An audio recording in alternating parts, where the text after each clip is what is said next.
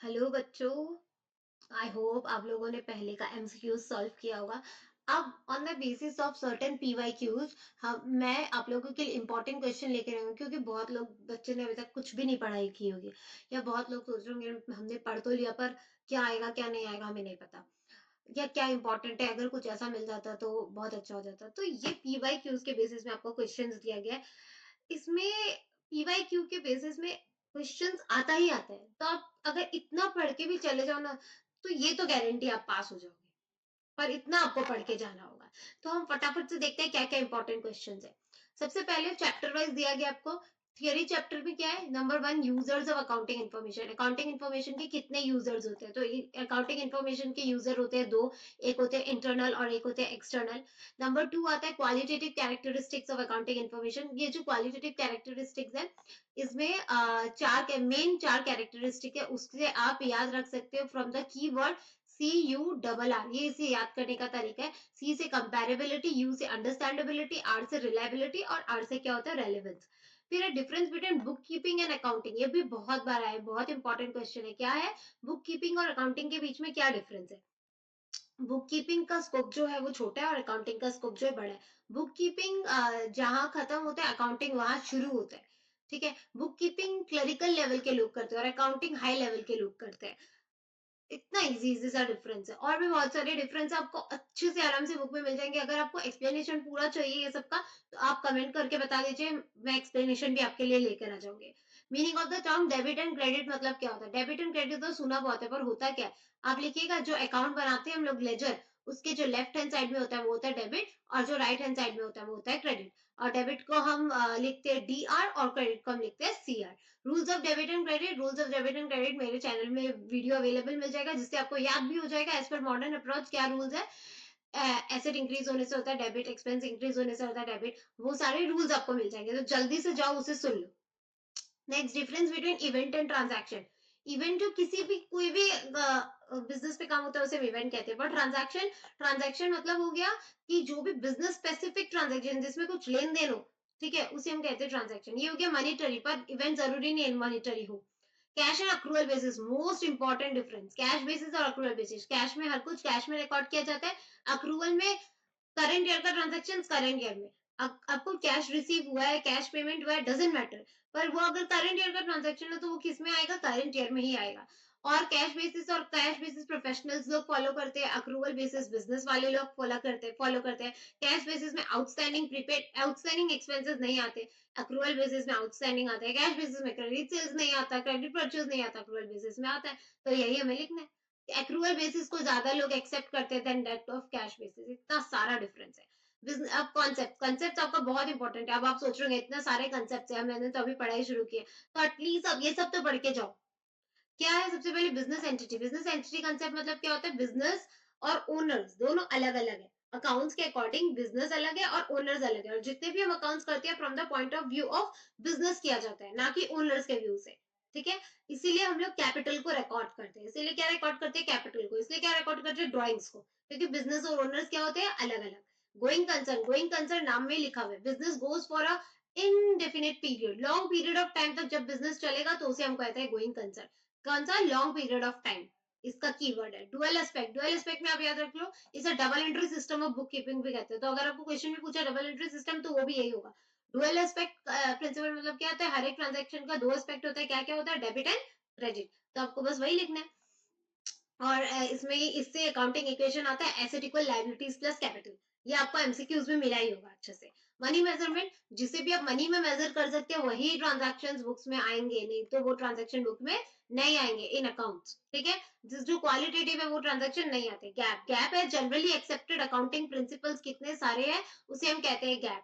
Gap में आता है map, modifying accounting principle, accounting assumptions, ये सब गैप में क्या आता है, मैप। तो जो भी जनरली एक्सेप्टेड अकाउंटिंग प्रिंसिपल है उसे हम क्या कहते हैं, गैप। तो इसके बारे में भी आपको शॉर्ट नोट थोड़ा सा पढ़ना होगा। Accounting standard and it's important, standards भी इंपॉर्टेंट है। क्यों, स्टैंडर्ड्स क्या होते हैं, जो यूनिफॉर्मिटी लाने के लिए बनाए जाते हैं। इससे क्या, अकाउंटिंग स्टैंडर्ड हो गया जो यूनिफॉर्मिटी लाने के लिए बनाए। इसका इंपॉर्टेंस इजीली याद रख सकते हो, to bring uniformity, to bring harmony, to compare the statements, compare करने के लिए, to make the statement globally acceptable, कि ग्लोबली भी एक्सेप्ट हो जाए, कंपेयर कर सके।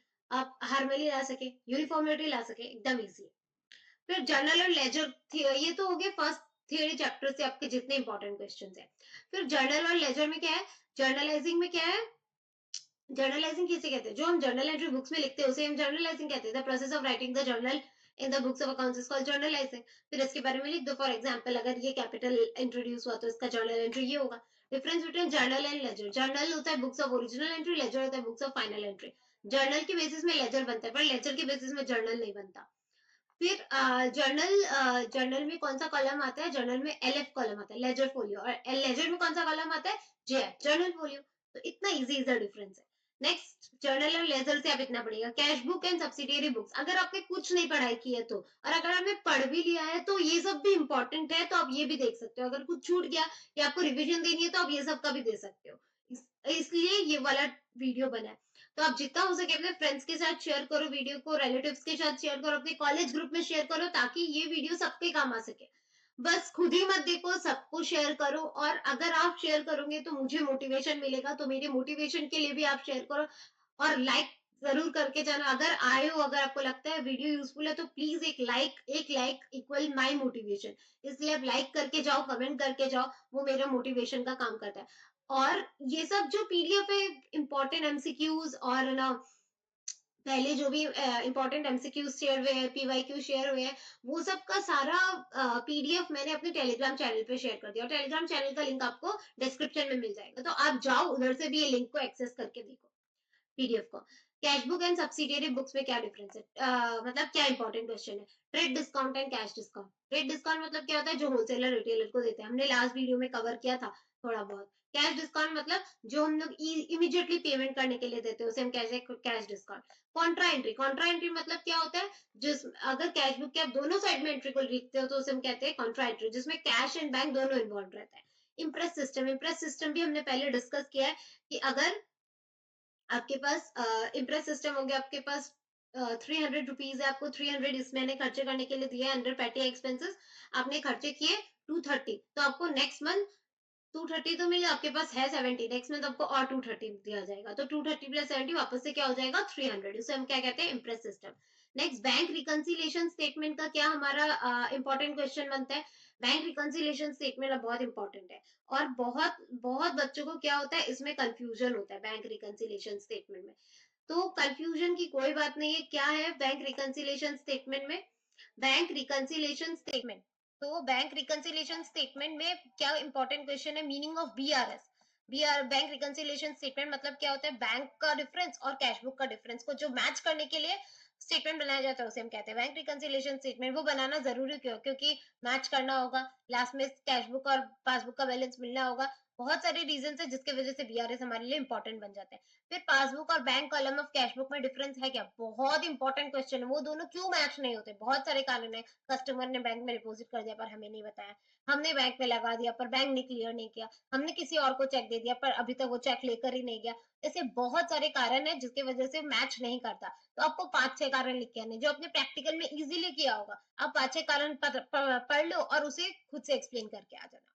ठीक है, तो ये बहुत इंपॉर्टेंट क्वेश्चन है। और अगर आपको बीआरएस के प्रैक्टिकल्स में डाउट आती है तो आप प्लीज प्लीज कमेंट करके बताइए, तो उसमें भी मैं वीडियो लेकर आऊंगी, क्योंकि अभी आपको जल्दी जल्दी करना है, आपको 12th को एग्जाम भी है। Next, trial balance and rectification of errors में क्या है। तो हम ये देखते हैं कि trial balance and rectification of errors में क्या इंपॉर्टेंट क्वेश्चन है। सबसे पहले तो ट्रायल बैलेंस क्या होता है। ट्रायल बैलेंस क्या होता है, meaning, functions and features of trial balance. Meaning क्या होता है ट्रायल बैलेंस, हम ट्रायल बैलेंस बनाते हैं तो check the arithmetical accuracy, to check the arithmetical accuracy on the basis of ledger, summary statements हम लोग को चाहिए, वो सब का इसका फंक्शंस है। और फीचर्स भी, ये एक अकाउंट नहीं है, ये एक स्टेटमेंट है, ये सब इसके फीचर्स है। Errors not disclose by trial balance, ये तो वो हो गया रेक्टिफिकेशन ऑफ एरर का क्वेश्चन। बहुत सारे ऐसे एरर्स है जो ट्रायल बैलेंस डिस्क्लोज नहीं करते, जैसे कि हमने उसमें एरर का टाइप पढ़ा है, जैसे कंपनसेटिंग एरर्स होते हैं। कंपनसेटिंग एरर में आपका जो भी टाइप होगा। बहुत सारे ऐसे एरर है जैसे एरर्स ऑफ प्रिंसिपल, बहुत सारे ऐसे डबल साइडेड एरर है जिसे पता नहीं चलता और मैच हो जाता है ट्रायल बैलेंस। तो वो सब बहुत सारे एरर्स है जो एक ट्रायल बैलेंस डिस्क्लोज नहीं करता। Meaning of suspense account, suspense account मतलब क्या होता है। सस्पेंस अकाउंट मतलब जब भी ट्रायल बैलेंस अग्री नहीं करता है तो हम क्या बनाते हैं, सस्पेंस अकाउंट बनाते हैं। अगर मानो आपको ट्रायल बैलेंस का डेबिट साइड आ गया पर क्रेडिट साइड कम आ रहा है, अब आपने पूरा ट्राई कर लिया फिर भी नहीं मिल रहा है, तो आप क्या खोल देते हो वहां पे सस्पेंस अकाउंट, ताकि क्या हो जाए इजीली आपका ट्रायल बैलेंस मिल जाए, तो उसे हम क्या कहते हैं सस्पेंस अकाउंट। नेक्स्ट अब trial balance and rectification of error से आपको इतना देखना है। इतना इजी इजी क्वेश्चन आप फटाफट करोगे तो आपका फटाफट हो भी जाएगा, पर आपको करना पड़ेगा। नेक्स्ट क्या है डेप्रिसिएशन। अब डेप्रिसिएशन में देखो क्या क्वेश्चन है, डेप्रिसिएशन में क्या क्वेश्चन है, meaning and causes of depreciation. Depreciation मतलब क्या होता है, loss in the value of asset is called depreciation. Causes क्यों होता है, क्योंकि चीजें वियर एंड टियर मतलब यूज होती रहती है तो फट जाती है, नेक्स्ट ऑब्सोलीट हो जाती है, आउटडेटेड हो जाती है, और भी बहुत कारण की वजह से क्या होता है डेप्रिसिएशन होता है, तो ये सब कॉजेज है। Next provision and reserves. Provision and reserves chapter बहुत इंपॉर्टेंट है। बैड डेट क्या बोलते हैं, जो पैसा मार दे उसे बैड डेट, और पैसा मारने वाला है, बैड होना चाहिए था ये, पैसा मारने वाला है पर अभी तक पैसा हमारा डूबा नहीं है, तो उसे हम क्या कहते हैं प्रोविजन फॉर बैड डेट। तो उसके लिए हम क्या करते हैं अलग से पैसे, पैसे क्या करते हैं हम लोग अलग कर रख देते हैं, क्योंकि अभी तक पैसा गया नहीं है, पैसा पर जा सकता है, उसे हम क्या करते हैं पैसे को अलग करके रख देते हैं। ठीक है। नेक्स्ट प्रोविजन एंड रिजर्व, ये बहुत इंपॉर्टेंट क्वेश्चन है, प्रोविजन एंड रिजर्व में क्या डिफरेंस है। ठीक है, तो ये आपको देखकर जाना ही है, प्रोविजन एंड रिजर्व का 4-5 डिफरेंस, और capital reserve and revenue reserve का भी 4-5 डिफरेंस, ये बहुत इंपॉर्टेंट क्वेश्चन आपको देखकर जाना ही है। ठीक है। Next financial statement. Financial statement तीन होते हैं, trading account, profit and loss and balance sheet. Trading account हम क्यों बनाते हैं, ग्रॉस प्रॉफिट निकालने के लिए, उसका ऑब्जेक्टिव। प्रॉफिट एंड लॉस क्यों बनाते हैं, नेट प्रॉफिट निकालने के लिए, उसका objective. Difference between trading and PL में तो डिफरेंस बहुत है, ट्रेडिंग के रिजल्ट को gross profit, profit and loss के रिजल्ट को नेट प्रॉफिट, ट्रेडिंग में डायरेक्ट एक्सपेंसेस, पीएल में इनडायरेक्ट एक्सपेंसेस। और ट्रेडिंग अकाउंट में सारे एक्सपेंसेस नहीं आते, पर पीएल अकाउंट में बाकी सारे एक्सपेंसेस आ जाते हैं। तो इस तरीका से बहुत सारा डिफरेंस बन जाएगा, पर डिफरेंस हमेशा बॉक्स में बनाकर आइएगा और बेसिस भी उसका लिख कर आइएगा, जहां तक हो सके बेसिस आपको लिख कर आना ही है। फिर trial balance and balance sheet. Trial balance and balance sheet का डिफरेंस भी बहुत इंपॉर्टेंट है, तो वो आपको करके जाना ही है। फिर एडजस्टमेंट एंट्री किसे कहते हैं फाइनल अकाउंट्स में, जो भी हमें क्वेश्चन के नीचे दिया जाता है उसे हम क्या कहते हैं एडजस्टमेंट एंट्रीज, जैसे कि आउटस्टैंडिंग, क्लोजिंग स्टॉक, प्रीपेड, वो सबको हम एडजस्टमेंट एंट्री कहते हैं। और एक आता है, और एक टर्म है marshalling of assets and liability. जो बैलेंस शीट होता है ना, बैलेंस शीट में जितने भी एसेट्स एंड लायबिलिटीज होते हैं ना, उसे हमें अरेंज करके दिखाने होते हैं। क्या करके, अरेंज करके। अरेंज दो तरीका से होता है, एक इन ऑर्डर ऑफ लिक्विडिटी और एक इन ऑर्डर ऑफ परमानेंस। तो उसे हम कहते हैं arrangement of assets and liability in the balance sheet is called marshalling. इतना इजी। और उसका दो टाइप क्या है, इन ऑर्डर ऑफ लिक्विडिटी होता है और इन ऑर्डर ऑफ परमानेंस होता है। तो ये पीवाईक्यू के बेसिस पे ये सारे इंपॉर्टेंट क्वेश्चन है, जो आप इतना तो एटलीस्ट पढ़कर जाओ। अगर आपने कुछ भी नहीं पढ़ा है, कुछ भी तैयारी नहीं की, मुझे पढ़ाई में इंटरेस्ट नहीं है कोई भी रीजन की वजह से, तो आप इतना तो पढ़ के जाओ। और जिन्होंने पढ़ लिया वो एक बार इसको वो कर लीजिएगा, स्कैन कर लीजिएगा अपने दिमाग में, हाँ हमने ये सब भी पढ़ लिया, मेरा कुछ छूटा नहीं है। तो ये इंपॉर्टेंट क्वेश्चन आप जल्दी से पढ़ के जाओ और जल्दी से एग्जाम में अच्छा करो।